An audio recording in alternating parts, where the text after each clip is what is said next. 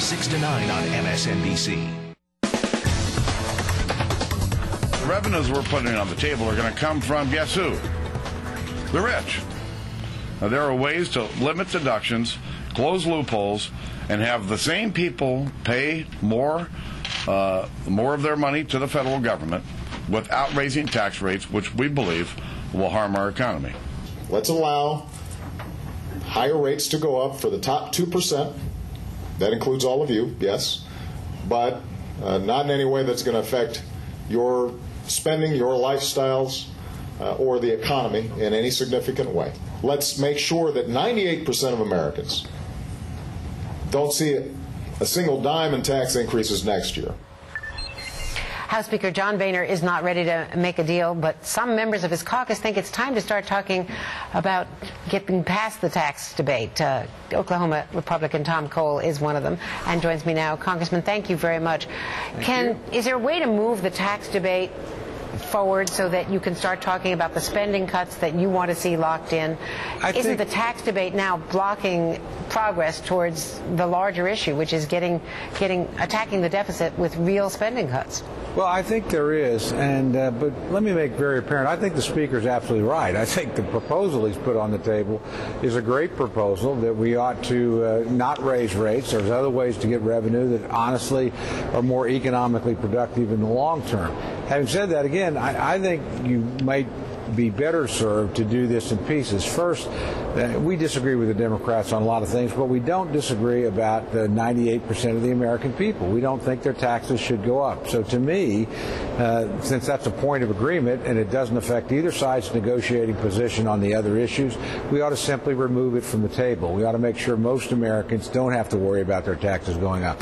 Having said that, again, I think the Speaker's right on in terms of the proposal he's put out there. And most importantly, he couples it with something the President really doesn't, which is really significant spending cuts and entitlement reform. But if we solve the tax problem for 98% of the American people, continue to fight for the other 2% to not raise rates, it seems to me we move a lot closer toward that spending and entitlement debate. And honestly, I think that's something that the President and the Democrats in general are trying to avoid. Senator Tom Coburn was on Morning Joe alongside you today, and he's willing to make a deal that does involve the higher rates for the wealthy. Why not go there? The President has made it very clear it just is not enough money in the tax reform and eliminating deductions to get to a big enough number for a balanced approach, in his view. Well, there's not enough money, frankly, in the President's approach to get to where we need to go, not in terms of revenue, but in terms of spending cuts and entitlement reform. Again, I don't think we have to surrender our position, but what some people seem to fail to grasp is taxes on all Americans are scheduled to go up on December 31st. That can't possibly be a good thing. It's not as if digging in and holding ground means we can stop a tax increase. We have to do something that's proactive to prevent that tax increase. Again, I would prefer tax increases on no one, but since the Democrats don't agree to that right now, they certainly agree we're 98%. Let's just take them at their word and get that part of the problem taken care of. That's 80% of the Bush tax cuts for 98% of the people made permanent. By the way, that's something we weren't able to accomplish when George Bush was president. So sometimes, you ought to look at a win as a win. That's a win. Now, we can continue to fight, as the Speaker appropriately suggests, at the upper level and say, look, we can find the revenue without raising rates. I think he's absolutely correct when he says that. Is this a giant game of chicken to see whether the White House will finally get more specific on spending cuts before House Republicans will agree to rates? It's a negotiation, and I think there's no question about that. And look, I look at the two positions, and I saw some encouraging things. I saw the President at least put some entitlement reform, $350 billion on the table. The Speaker, I think, has more than negotiated in good faith by putting revenue on the table and spelling out how he wanted to get it.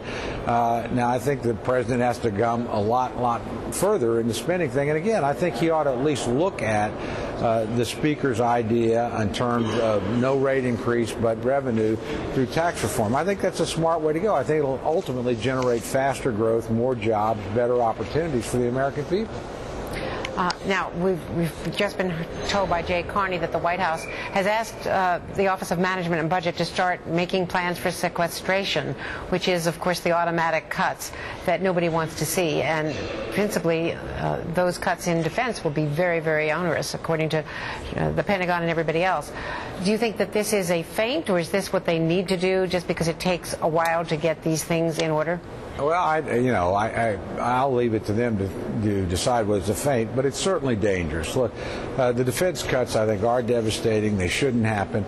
And by the way, there'll be domestic cuts of comparable quality. Actually, that's really the Republican leverage in the debate, not the tax issue, but the spending cuts. If we dealt with the tax cuts for 98%, those spending cuts would still be there. We'd still have the leverage we need. But look, probably the White House is being prudent, but this is serious. There's a strong disagreement, but in the end, the two sides have been able to negotiate in the past. Speaker Boehner's a very good negotiator, negotiated the extension of the Bush tax cuts 2 years ago, a budget deal in April of 2011, a debt ceiling deal in August of 2011. All of those things have led to prosperity or faster growth and less spending. I think we should continue to work with him. But right now, let's take the American people out of the line of fire, particularly that 98%. And just quickly, Congressman, the President said today he will not play the debt ceiling game again. He will not permit another false crisis that could really trigger an economic downturn. He's the President, not the Emperor. He does not have the power of the purse, and he will never get, ever,